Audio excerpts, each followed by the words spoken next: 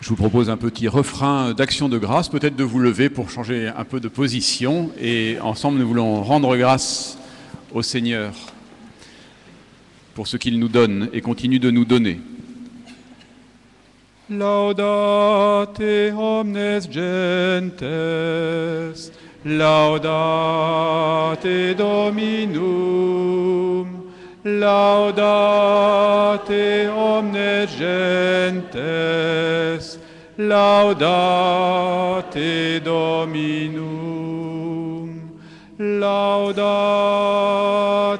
omnes gentes, laudate Dominum, laudate omnes gentes, laudate Dominum. Vous pouvez vous asseoir. Et nous accueillons avec joie notre évêque qui nous rejoint, pour lequel nous avons prié ce matin, avec lequel nous continuerons de prier dans la célébration de l'Eucharistie, et qui... Oui, eh bien, bonjour à tous. Merci de nous rejoindre sur les ondes de RCF 61. En effet, vous êtes en direct de la cathédrale de C. La conférence du Père Étienne Michelin vient tout juste de se terminer et nous attendons maintenant Monseigneur Jacques Habert, évêque du diocèse, qui vient juste au micro. Vous suivez donc cette conférence en direct sur les ondes de RCF 61 et aussi sur Internet, sur le site du diocèse de C, www.orne.catholique.fr. Nous écoutons tout de suite Monseigneur Habert. On perçoit presque physiquement la force et voilà, elle a beaucoup de... Elle me rejoint profondément. Voilà, donc je vous rejoins simplement maintenant. Je devais essayer de prendre la parole maintenant en essayant aussi de rebondir un peu sur ce que le Père Michelin avait pu vous dire ce matin et cet après-midi. Mais je vais avoir du mal puisque je ne l'ai pas entendu, si ce n'est ces 5 dernières minutes. Voilà, donc j'ai l'impression que la barre était placée bien haute et je m'en réjouis. Et puis que les questions que vous venez de poser illustraient certainement voilà l'éveil qu'il a voulu vous donner sur les grandes questions que le Concile Vatican II non seulement a apporté, mais aussi toutes les réponses qu'il a pu donner. Alors, dans le cadre de cette journée, je vais prendre maintenant la parole sur la question qui est indiquée sur le feuillet d'invitation, qui était « Quel souffle le Concile peut-il donner à nos communautés aujourd'hui ?» Et on pourrait répondre d'une façon très, très première et spontanée qu'il lui en a déjà donné beaucoup et que notre diocèse, comme tous les diocèses du monde, vit depuis 50 ans au rythme de Vatican II dans la mise en œuvre de ce que le Concile a apporté à la tradition vivante. Et pour introduire mon propos maintenant, je voudrais citer une parole de Monseigneur Piauget, qui est comme on dit, un de mes illustres prédécesseurs, qui était donc l'évêque de C au moment du Concile, et c'est Monsieur Procope qui m'a transmis ce texte. Voilà ce que disait Monseigneur Piauget en octobre 1962, alors qu'il partait à Rome pour le Concile. Il disait « Je pars avec un sentiment de joyeuse espérance, conscient de l'étendue des problèmes que pose le monde contemporain. L'Église veut procéder à un examen de conscience et tendre vers l'unité des esprits et des cœurs. » Et finalement, en quelques lignes très simples, Monseigneur Piauget finalement disait beaucoup de choses. Il disait d'abord sa joie, et on sait que tout le contexte qui a précédé l'ouverture du Concile, quand le pape Jean XXIII l'avait déjà annoncé en 1959, a été un temps vraiment de joie, d'effervescence et vraiment de grande espérance. Donc il dit « Je pars avec un sentiment de joyeuse espérance ». Il parle aussi de ce monde contemporain dont il comprend l'étendue des problèmes. Et 50 ans après, on se dit vraiment que les pères conciliaires et que Jean XXIII avait vraiment eu un peu d'intuition prophétique, de comprendre que vraiment c'était un monde nouveau qui allait advenir et qu'il fallait effectivement que l'Église fasse un petit peu le point sur toutes ces questions qu'elle serait amenée à aborder dans les décennies qu'elle allait traverser. Et c'est aussi le terme d'Argionamento dont on a aussi certainement parlé tout à l'heure quand le Père Michelin vous parlait de Vatican II. Et puis aussi le Père Piauget, Monseigneur Piauget, parlait de ce désir d'unité Et c'est vrai que c'était une motivation très profonde de Jean XXIII dans la convocation du Concile, qui était celle de l'œcuménisme. Alors, effectivement, la question aujourd'hui, 50 ans après, qu'en est-il ? Se poser la question est une bonne chose, et il me semble que c'est vraiment l'intuition même de Benoît XVI. Car il ne s'agit pas simplement pour nous aujourd'hui de se retourner vers le passé en se disant comme c'était beau, comme c'était grand, Vatican II, mais comment ce concile nous nourrit encore aujourd'hui, comment il nous guide, et finalement, pour reprendre la question, quel souffle apporte-t-il ? Il me semble que par rapport à cette question de la bonne réception du concile, il y a deux paroles des deux papes, Jean-Paul II et Benoît XVI, qui sont vraiment importantes à tenir ensemble. Peut-être le Père Michelin les a évoquées. Cette parole de Jean-Paul II, qui, en parlant de Vatican II, disait « c'est une boussole fiable à l'entrée du 3e millénaire ». Et puis l'autre de Benoît XVI, qui parle de la réception du concile à vivre en des termes de continuité et non de rupture. Et je pense que le Père Michelin vous a certainement bien montré combien le Concile Vatican II est profondément traditionnel, d'où de fait cette dernière question qui a été posée sur la fraternité Saint-Pie X, c'est cette incompréhension de se dire qu'on a pu ainsi dénaturer la juste interprétation de ce concile. Alors vous lirez dans le numéro de l'Église dans l'Orne un certain nombre de témoignages de gens qui expriment ce que le Concile Vatican II a apporté comme souffle dans leur vie. Pour ma part, le 11 octobre 1962, j'avais 2 ans. Donc vous pouvez facilement calculer mon âge, et donc mes souvenirs sont assez modestes. Alors je voudrais maintenant, dans mon intervention, profiter de cette journée pour en même temps faire un peu comme un bilan des visites pastorales que j'ai effectuées dans le diocèse entre le mois d'octobre 2011 et le mois de juin 2012. Vous le savez, j'ai fait 10 visites pastorales, et ça a été une occasion pour moi, bien sûr, de vous rencontrer, de vous écouter, de vous comprendre, de mieux vous connaître, et d'entendre à la fois ce qui constitue vos joies, vos aspirations, vos recherches, mais aussi d'entendre dans les différentes réunions vos difficultés, vos inquiétudes et vos questions. Et tout à l'heure, à la fin de la célébration, vous sera distribuée justement une lettre proposée à tous les diocésains qui se présente à la fois comme un peu le bilan justement de ces visites, mais aussi comme une ouverture pour les années qui viennent, non pas un programme qui serait préétabli, mais plutôt des points d'attention et des perspectives, et qu'il est donc heureux de recevoir alors que l'Église entre dans l'année de la foi et qu'elle fête l'anniversaire de l'ouverture du Concile. Alors voilà, je voudrais d'abord commencer par ce bilan que j'essaye de faire avec le Conseil épiscopal aussi, de ces 10 visites pastorales. Et il y a un mot que j'emploie dans la lettre que vous allez avoir tout à l'heure, c'est le mot de bonne santé. Je voudrais dire que j'ai rencontré un diocèse qui est en bonne santé, on pourrait dire qu'on a un bon bilan de santé, et je note comme point très positif la notion qui me paraît centrale de présence. Notre Église diocésaine, donc finalement chacun d'entre vous, vous êtes présents à de nombreux terrains pastoraux. J'en cite quelques-uns, vous pourrez les reprendre dans le texte. Le terrain de la proximité avec ceux qui souffrent, le terrain de la proposition de la foi et de la mission, le terrain de la vitalité de nos communautés chrétiennes, le terrain de la liturgie, de la prière, le terrain de l'accueil de chacun sans distinction, et puis aussi le terrain de la recherche d'une vie sociale plus harmonieuse avec les acteurs de la société civile. Et en ce sens, beaucoup de rencontres avec les élus ont été très riches pour moi, et également avec des membres de différentes associations. Et il me semble que ce terme de présence illustre finalement les 2 grandes constitutions du Concile que sont Lumen Gentium et Gaudium et Spes. Donc si je reprends ce que disait le Père Michelin, donc il s'agit de LG et de GS. Donc dans Lumen Gentium, le texte s'ouvre ainsi: le Christ est la lumière des peuples, réunis dans l'Esprit Saint, le Concile souhaite ardemment, en annonçant à toutes les créatures la bonne nouvelle de l'Évangile, répandre sur tous les hommes la clarté du Christ qui resplendit sur le visage de l'Église. Et ici est exprimé, dans ces premières lignes donc de Lumen Gentium, eh bien, ce désir qui est en nous de rendre présent, de répandre sur tous les hommes la lumière du Christ.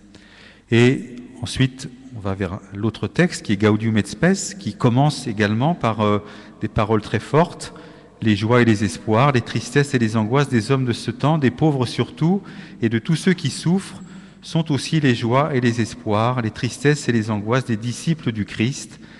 La communauté chrétienne se reconnaît donc réellement et intimement solidaire du genre humain et de son histoire. Et on voit également ici combien le mot présence peut prendre toute sa place. C'est le souci de présence au monde, de dialogue, de rencontre avec notre monde contemporain. Et l'enjeu, et souvent vous m'entendez parler un petit peu dans cette tonalité, c'est d'essayer de vivre ces deux dimensions dans l'unité. Il ne faut pas se demander, est-ce que l'Église doit être la lumière qui brille pour annoncer le Christ, ou est-ce qu'il faut que l'Église soit dans notre monde la présence fraternelle et solidaire des hommes et des femmes de ce temps? Il faut passer du « ou » au « et », et la réponse juste se trouve dans le fait de tenir les deux ensemble. Et de fait, c'est le même concile qui nous envoie en mission et qui nous invite à une présence au monde. Être la lumière du monde, comme nous y invite Jésus, n'empêche pas d'être le levain dans la pâte. Il faut lire sans les opposer à la fois le texte Ad Gentes, donc qui parle de la mission de l'Église envoyée aux nations, et là les paroles sont très très claires, et en même temps le texte Dignitatis Humanae qui parle de la liberté religieuse, ou encore Nostra Aetate sur les religions non chrétiennes. Vous voyez, quand on part de ce terme de présence, eh bien, on voit que le Concile le reprend d'une façon forte, mais ici en le déclinant de deux façons qui ne sont pas contradictoires. À la fois, nous sommes invités à rendre présent le Christ, qui est la lumière des nations, et en même temps, de par notre foi également, nous sommes invités à essayer le plus possible d'être présents, parfois dans une grande humilité et dans une grande discrétion auprès de nos contemporains. Alors ces deux intuitions, nous devons les vivre, et nous les vivons depuis 50 ans, mais nous devons les vivre en même temps avec enthousiasme, mais aussi avec réalisme. Et c'est un peu le deuxième point que je voudrais développer en pensant aux visites pastorales que j'ai effectuées. Un diocèse qui est en bonne santé, mais en même temps un diocèse qui, comme tous les diocèses de France et du monde, connaît un certain nombre de fragilités. Et cela, vous ne me l'avez pas caché, vous les avez souvent évoquées, ces difficultés, ces fragilités. Je les ai rassemblées en trois éléments, mais voilà, ça pourrait être affiné. Il y a dans notre diocèse et dans notre département des difficultés au plan social, démographique, économique. La vie de nos contemporains est souvent rude et ces préoccupations ont souvent été bien au cœur des rencontres que j'ai pu vivre au cours de cette visite pastorale. Deuxième difficulté, c'est la question, le terme bien sûr est un peu difficile, mais bon, on l'emploie parce qu'il est très clair, la question du vieillissement des acteurs pastoraux, que ce soit des prêtres, des diacres, des personnes consacrées, des religieux, des religieuses, des laïcs en responsabilité. Il y a une question profonde du renouvellement de nos manières de vivre en Église, et cela se pose pour certains d'entre vous, dans certains lieux en tout cas, de façon un peu urgente et avec une certaine inquiétude, et cela est bien sûr bien légitime. Et puis, la troisième fragilité que j'ai pu noter, c'est l'absence dans certains lieux des enfants, des jeunes, des familles, et en ce sens, certains chiffres nous interpellent fortement sur les enfants catéchisés, la pratique dominicale, les baptêmes, les mariages. Alors, nous ne sommes pas bien sûr dans une optique comptable, mais nous ne sommes pas non plus complètement naïfs et irresponsables. Il faut savoir regarder en face un certain nombre de réalités qui nous font mal. Et face à ces réalités, le pire, je pense, ce serait de se cacher la vérité, un petit peu de positiver, comme on dit, en disant « mais non, tout va bien ». Mais voilà, je crois que, en fait, ce serait un petit peu se mentir soi-même. Donc, un diocèse en bonne santé, avec des forces, des richesses, et en même temps, un diocèse qui connaît des fragilités. Mais vous savez, quand vous regardez l'histoire de l'Église, je me rappelle, j'avais fait des conférences quand j'étais curé à Charenton, et j'étudiais la vie des saints. Et j'avais pris 9 saints différents, et à chaque fois que je commençais la vie d'un saint, je n'avais pas fait attention, mais je m'en suis aperçu au cours des conférences, je disais, ce saint a vécu à une époque où l'Église traversait de graves difficultés. Donc voilà. Donc je ne sais pas si c'est constitutif, je ne sais pas ce qu'en penserait le père Michelin, mais voilà, je ne sais pas s'il y a eu, dans les siècles précédents, une époque où tout allait parfaitement bien, où il n'y avait aucune hérésie, aucune division. Donc voilà, on traverse une période qui n'est pas très simple, mais voilà, à l'image de bien d'autres avant nous. Alors, par rapport à cela, je crois que nous sommes invités à un certain réalisme, C'est-à-dire qu'un certain nombre de choix vont être à vivre dans les années qui viennent, et parfois ce seront des choix douloureux, parce qu'il ne s'agira pas de choisir entre quelque chose qui serait bien et quelque chose qui serait moins bien. Il y aura parfois en face de nous deux réalités qui sont légitimes et qui sont bonnes, mais il faudra parfois, hélas, être obligé de trancher et de prendre des décisions.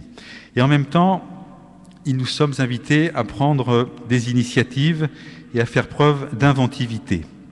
Et cela, vous le vivez déjà beaucoup, en cherchant de nouveaux modes de présence, un nouveau mode d'organisation pastorale également, avec ce double impératif qui est toujours à tenir et qui est toujours sur une ligne de crête, à savoir la proximité. Il faut tenir la proximité, nos 500 communes et nos 500 églises et nos communautés au plus près du terrain, et en même temps des regroupements. Alors le terme un peu à la mode aujourd'hui, c'est le terme de mutualisation, mais c'est vrai qu'il est important. C'est vrai que plus on se rassemble et plus on essaye de mettre nos forces en commun, et plus souvent le témoignage qu'on peut donner a de la force. Alors par rapport à cet enjeu, à ces défis, je crois que notre diocèse a deux atouts que je voudrais vraiment souligner et qui font aussi partie du bilan que je dresse devant vous ce soir. Le premier atout, c'est celui de la formation.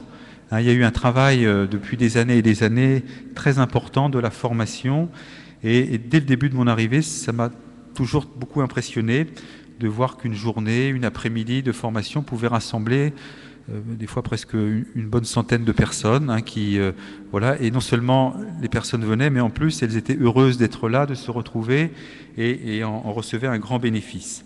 Et donc mon souci, c'est que vraiment cet aspect de la formation soit approfondi, et de comprendre que c'est un domaine qui touche à la fois les enfants, les jeunes, les adultes, les chrétiens confirmés qui ont besoin aussi de nourriture, mais aussi les recommençants, et que cet aspect de la formation peut prendre un nouvel essor avec l'anniversaire du Concile, qui est en même temps l'anniversaire, le 20e, celui-là, du catéchisme de l'Église catholique.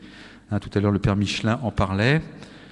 Je ne vais pas passer mon temps à raconter ce que je faisais à Charenton, mais quand j'étais à Charenton, j'avais fait aussi des conférences sur le catéchisme de l'Église catholique, et le premier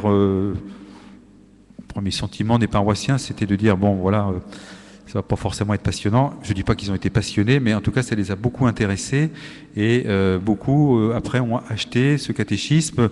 Et ce qui est très bien, c'est qu'on peut le lire par passage, on n'est pas obligé de le lire du début à la fin. Il y a des paragraphes, il y a des chapitres qui peuvent être lus en eux-mêmes, et vraiment, c'est une mine dans laquelle il faut peut-être essayer pendant cette année et dans les années qui suivent d'aller puiser, parce que ça fait vraiment partie de notre formation. Et puis le deuxième atout qui est nôtre, c'est ce qu'on pourrait appeler une culture synodale, c'est-à-dire que nous sommes un diocèse qui, depuis de longues années, vit dans l'unité, a un désir de cheminer ensemble, c'est la racine même du mot synode, et pour cela, vraiment, je mesure combien notamment le synode de 1993 a été un temps fondateur pour le diocèse, avec toutes les conséquences que ça a pu avoir, également des grands rendez-vous, Horizon 2010, qui n'a pas non plus fini de porter des fruits, le document catéchétique diocésain, donc cette culture synodale, elle est propre à l'Église, et le Concile Vatican II l'appelait de ses voeux. Eh bien, voilà certainement une mise en œuvre qui a été bien vécue sur le diocèse, et au niveau du Conseil épiscopal, eh bien, nous réfléchissons pour savoir comment, de fait, continuer la route sans jamais oublier cette dimension. Voilà. Alors maintenant, je voudrais, dans un autre temps, essayer de vous dire maintenant que devons-nous faire. C'est une question qui est posée dans les Actes des Apôtres. Que devons-nous faire? J'aime bien citer une parole de Jean-Paul II dans une lettre qu'il avait écrite en 2001. Il disait « Il ne s'agit pas d'inventer un nouveau programme. Le programme existe déjà. C'est celui de toujours tiré de l'Évangile et de la tradition vivante. » Et de même, le pape Benoît XVI, quand on l'a rencontré avec les évêques à la visite d'Adlimina, il a eu un passage qui parfois a pu être un peu mal interprété. Il a dit qu'il fallait se méfier de la bureaucratie. Alors il ne s'agit pas de dire que ceux qui travaillent dans un bureau seraient dans une mauvaise situation, mais de se dire que la tentation, quand on réfléchit à la pastorale, c'est peut-être des fois d'élaborer un petit peu en chambre un programme, et de se dire le but maintenant, c'est d'appliquer ce programme.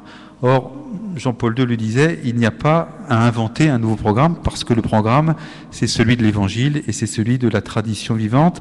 Hein, et cette parole, elle est forte, parce que peut-être que notre fragilité, justement, et notre faiblesse nous empêche maintenant de penser que quelqu'un aurait trouvé quelque part la bonne méthode ou vraiment la seule intuition pastorale qui puisse exister, et que finalement il suffirait de la mettre en pratique pour que ça marche immanquablement. Alors, à partir de ce point un petit peu, que devons-nous faire? Nous aurons bien sûr à vivre les initiatives que l'Église nous propose.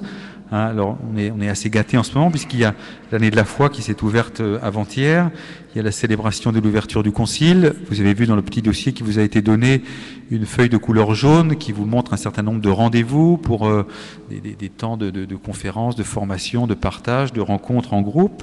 Nous avons évidemment la démarche de Diaconia 2013 qui va connaître son apogée à la fête de l'Ascension dans le rassemblement à Lourdes. Et puis nous avons actuellement à Rome le synode sur la nouvelle évangélisation. Donc ça, ce sont des choses qui nous viennent de l'extérieur et dont notre diocèse peut bénéficier. Et vraiment, c'est un intérêt que nous devons porter à toutes ces propositions. Sur notre diocèse lui-même, je dégage pour ma part, et là aussi c'est un petit peu en lien avec le bilan de mes visites pastorales, 3 domaines sur lesquels je vous invite à porter votre attention. Donc le premier domaine, c'est celui de la communion. C'est-à-dire qu'il me semble déterminant que nous vivions dans une communion profonde les uns avec les autres, que ce soit en paroisse, en doyenné, en service, en mouvement. Hein, le Père Piauget, quand il partait au concile, soulignait cette importance de l'unité. Hein, on peut aussi parler de communion. Donc chacun garde son identité, chacun garde son charisme particulier, bien évidemment, mais faisons tout pour favoriser entre nous cette communion, cette unité, cette communication qui est si importante. Hein, on se souvient bien de la parole de Jésus. C'est à l'amour que vous avez les uns pour les autres qu'on vous reconnaîtra pour mes disciples, et aussi qu'ils soient un, afin que le monde croie que tu m'as envoyé. Nous avons besoin les uns des autres, et nous ne pourrons continuer à avancer qu'ensemble. C'est une joie, mais reconnaissons-le, c'est aussi parfois une ascèse, parce que, bien légitimement, celui qui agit dans tel ou tel axe pastoral, pense qu'il a raison, et il a raison de penser qu'il a raison puisqu'il le fait, mais en même temps, c'est pas parce qu'il a raison que celui qui a un autre axe pastoral un peu différent, une autre porte d'entrée, une autre façon de procéder, a tort. Et donc c'est là que le dialogue, le respect et l'unité et la communion sont vraiment déterminantes. Vous m'entendrez souvent parler dans ces termes, parce que voilà, j'y crois profondément, et je pense que c'est quelque chose auquel vraiment nous sommes invités en ce moment. Le deuxième point, c'est celui de la mission. C'est-à-dire que c'est dans la mesure où nous nous remettrons tous devant la mission que le Seigneur nous confie que nous arriverons à dépasser nos problématiques parfois un peu trop internes. Et j'ai bien aimé ce qu'a dit le Père Michelin tout à l'heure. Quand quelqu'un va mal, il ne va pas vous demander, alors les exemples qu'il prenait c'était la soutane, la barrette, mais on pourrait en prendre d'autres. Là où on est attendu, c'est sur des questions essentielles, c'est sur ce qui fait le fondement de notre existence, c'est ce qui nous fait tenir debout, donc c'est la personne du Seigneur. Et donc voilà, c'est ça profondément notre mission. Alors elle se vit dans des termes, dans des formes qui sont différentes. Il y a l'annonce explicite, il y a la présence, il y a l'engagement, il y a l'accompagnement. Depuis 2000 ans, l'Église vit avec ses charismes, et c'est parce que l'Église est missionnaire qu'elle continue d'exister, parce que sinon elle se retourne sur elle-même, et finalement, on risque vraiment de tourner en rond. Alors prenons vraiment le temps de recevoir d'une façon toujours renouvelée notre mission, et là aussi le Concile y revient à de nombreuses reprises. Vous pourrez lire notamment dans Lumen Gentium numéro 5 sur l'apostolat des laïcs, où le Concile redonne à chacun, de par son baptême et sa confirmation, l'état même de missionnaire qu'il reçoit. En ce moment, donc, il y a ce synode sur la nouvelle évangélisation. On en a beaucoup parlé quand on était à Rome avec les évêques à la visite ad limina. Le mot « nouveau » n'est pas d'une nouvelle méthode, mais c'est une nouvelle évangélisation parce que c'est un monde nouveau. Mais bien évidemment, l'Évangile reste le même et les grands fondamentaux de la mission restent les mêmes. Ils sont dans différents passages de l'Évangile. Donc, la communion, la mission, et puis le troisième domaine sur lequel je voudrais que nous soyons attentifs, c'est celui de l'appel. Et cette question est revenue souvent dans les visites pastorales. Un appel qui doit se vivre à un double niveau. Tout d'abord, prier pour que des jeunes entendent l'appel à des vocations spécifiques de prêtres, de religieux, de religieuses. Continuons de prier le maître de la moisson. Prenons des initiatives, notamment dans la pastorale des jeunes. Nous ne pouvons pas nous passer du ministère des prêtres. Et je dirais qu'on le constate presque expérimentalement. Les gens sont attachés aux prêtres dans leur paroisse. Et quand le prêtre vient à manquer, eh bien, on sent bien que c'est un drame, que c'est une blessure. C'est quelque chose qui est difficile à vivre. Donc voilà, ne rentrons pas dans une mentalité qui nous ferait dire que c'était du temps du Père Piauget qui avait des vocations et que maintenant c'est fini. Non, les vocations, elles sont encore présentes, encore faut-il les demander, les encourager, les favoriser et aussi les demander dans une grande confiance. Mais cet appel aussi, il doit être vraiment bien présent dans nos communautés et rejoindre tous les baptisés. Chacun de par son baptême et de sa confirmation, est invité à prendre sa part dans le champ de la mission. Et il n'y a aucune contradiction entre les deux appels à une vocation spécifique et l'appel que chacun, de par son baptême, eh bien, a reçu. Alors ça, vous le faites depuis des années, je le sais bien, avec beaucoup de générosité, mais j'ai envie de vous dire, continuez ce chemin. C'est un chemin de joie et j'ai bien des échos, notamment dans les temps de formation, que ceux qui se mettent au service de la mission de l'Église, eh bien, le font pour rendre service, mais en retirent un très très grand bénéfice intérieur, même si parfois il y a des épreuves, bien évidemment. Mais c'est un chemin aussi où on peut s'essouffler par manque de renouvellement. Donc la question de l'appel, ça ne peut pas s'improviser. C'est quelque chose que nous devons porter un peu en permanence et surtout savoir anticiper. Ne pas attendre que le vide soit créé par l'absence d'une personne pour se demander maintenant qui on va appeler.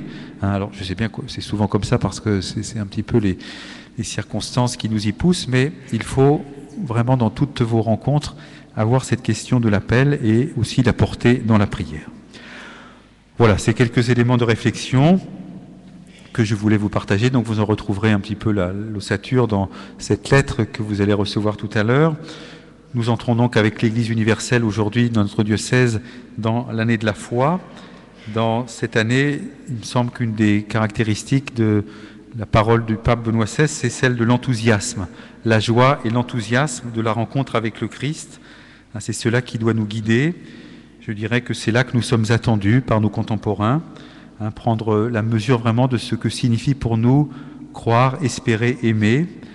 Et puis, c'est une question peut-être que vous vous êtes déjà posée, mais à Rome, Monseigneur Dornelas, qui présidait une messe à Saint-Jean-du-Latran, à un moment donné, nous a réunis et il nous a dit, mais essayons de nous imaginer un instant, alors il parlait à des évêques, et si nous n'avions pas la foi, et juste après, on a dit le credo, mais si nous n'avions pas la foi, vous voyez, c'est une question un peu qui peut paraître un petit peu comme ça théorique, mais en fait, nous savons que beaucoup de gens aujourd'hui vivent sans avoir la foi. Eh bien, imaginons notre vie si nous n'avions pas la foi. Et donc, voilà, c'est, je crois, cela que le pape Benoît XVI a voulu proposer à l'Église universelle en donnant cette année de la foi, c'est que nous retrouvions peut-être la joie et l'enthousiasme de croire, et que c'est la rencontre avec le Christ qui en est bien sûr le fondement, le début et la fin, et que si cette foi est authentique, eh bien, elle sera en même temps missionnaire. Voilà, donc il y aura bien d'autres rendez-vous. Je pense que Anne va maintenant peut-être vous en parler, mais c'est un peu ce que je voulais vous partager cet après-midi.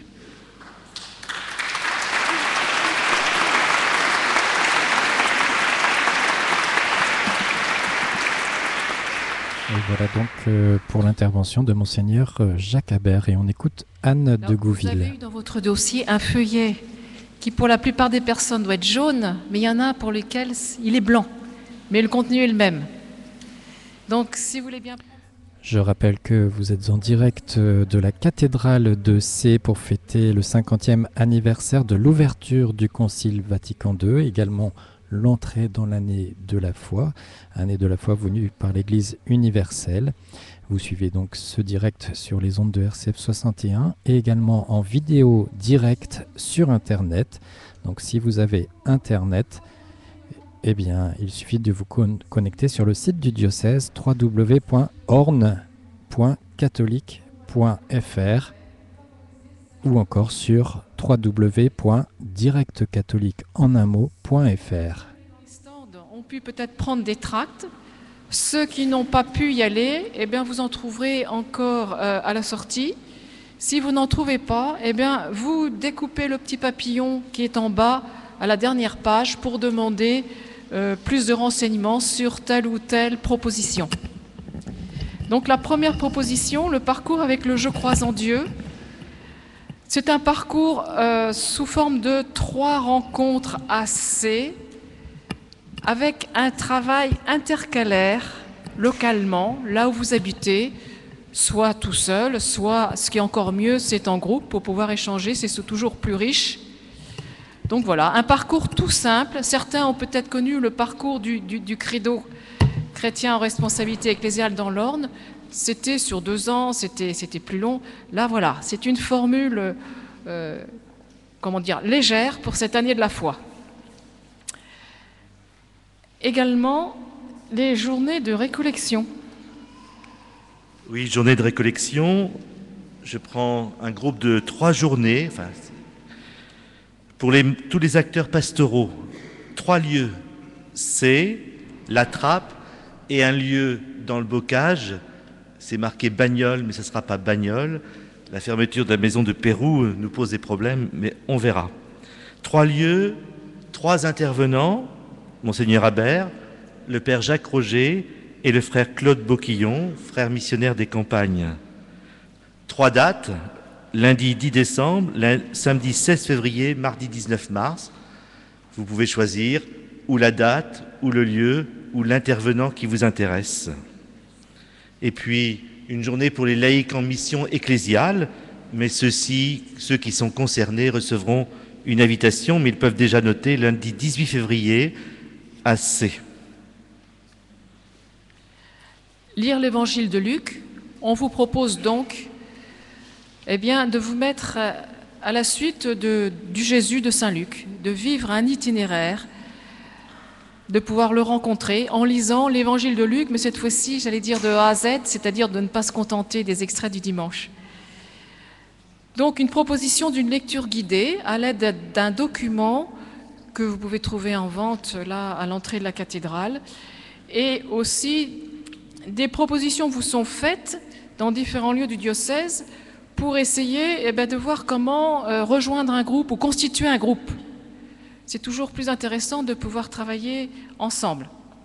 Donc des propositions dans 4 lieux du diocèse et vous avez un tract à la sortie.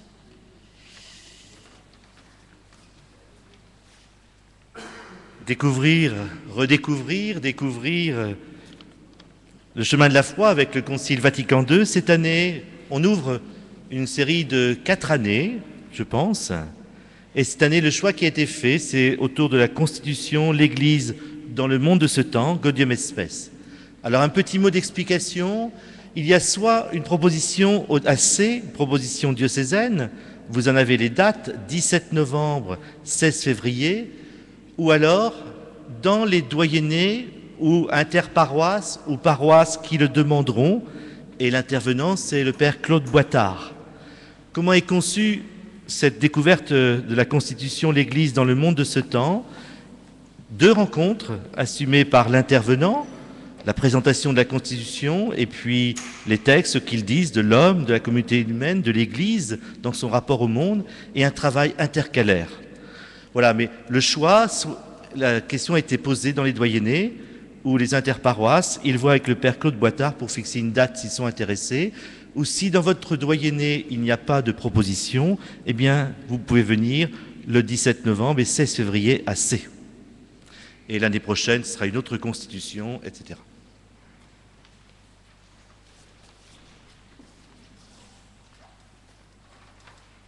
Et puis, toujours dans l'année de la foi, Diaconia 2013. Beaucoup d'entre vous étaient tout à l'heure dans la salle 10 de la Source et ont vu ce DVD sur le Concile Vatican II. C'est pour ça que je me permets de reprendre cette finale que nous donnait le cardinal Etchegaray. Il disait, plus tard, les historiens se poseront la question, mais qu'a fait le Concile? Et le cardinal nous proposait comme réponse, le Concile, il a aimé Dieu et il a aimé les hommes. Eh bien, Diaconia est là pour nous rappeler qu'au cœur du baptême, il y a cet envoi à servir nos frères. Alors cela est proposé dans les paroisses, ça a déjà commencé l'an dernier, se mettant à l'écoute du Christ qui a aimé les hommes. Nous avons pu relire nos propres engagements vis-à-vis des hommes à la lumière de l'Évangile. C'était la parole de Dieu et la solidarité. Cette année, nous serons amenés à louer le Seigneur pour tous les services qu'il nous appelle à rendre auprès de nos frères. Et donc, Diaconia sera tourné sur la liturgie, solidarité et liturgie, comment les deux s'interpénètrent. Alors, ça sera vécu bien sûr en paroisse, avec plusieurs propositions. Ça sera vécu au niveau du diocèse, en particulier le jour de la messe chrismale. Et puis, il y aura ce grand rassemblement à Lourdes. Des inscriptions sont prises et sont même à prendre avant la fin de l'année. Tournez-vous vers vos paroisses pour savoir comment le rassemblement de Lourdes au mois de mai à l'Ascension va s'organiser dans le diocèse. Enfin, nous avons la chance d'avoir à la fois RCF et la Web TV. Grâce à ces moyens de communication modernes, vous allez pouvoir profiter un mercredi par mois en soirée, une retransmission en direct de l'enseignement de notre évêque ou d'un prêtre du diocèse. Et vous avez en particulier les catéchèses inaugurales des 3 évêques bas-normands autour de la nouvelle évangélisation. Et donc, vous avez les dates. Si vous voulez plus de renseignements donc, sur l'une ou l'autre des propositions, vous remplissez le petit papillon et vous le mettez dans une des boîtes, voilà, à l'entrée ou ici. Enfin, lorsque toutes les annonces seront terminées, vous aurez un quart d'heure pour prendre l'air. Vous pourrez profiter de l'espace librairie qui se trouve donc à l'entrée de la cathédrale. Et en particulier, vous pourrez vous procurer 2 documents diocésains. Tout d'abord, les figures de sainteté du diocèse, ainsi que les évêques de C. Tout un aspect historique qui a été en plus remis à jour, puisque nous avons un évêque supplémentaire depuis que ce document est paru. Et également, on a parlé tout à l'heure du Père Théon, eh bien, vous allez pouvoir profiter de ces conférences sur le Concile qui ont été donc mises par écrit, conférences qu'il avait données sur RCF. Et enfin, lorsque l'Eucharistie commencera à 17h30, vous serez donc invité à laisser libre les 4 rangs devant pour les jeunes qui viendront nous rejoindre. Merci. Année de la foi, ce sont les propositions au niveau de l'Église diocésaine, au moins du service de formation permanente. Elles retentissent sur le terrain des paroisses et des doyennés, mais il y a aussi toutes les initiatives que paroisses et doyennés pourront prendre tout au long de cette année. Bien sûr, ce n'est pas limitatif. D'autre part, hier en conseil épiscopal, nous disions il serait peut-être intéressant, notamment autour du carême, et pour déboucher dans la grande proclamation de la foi, dans la nuit pascale, de redécouvrir la proclamation, comme nous y invite Porta Filii, la porte de la foi, redécouvrir pleinement le sens de la proclamation de la foi. Voilà.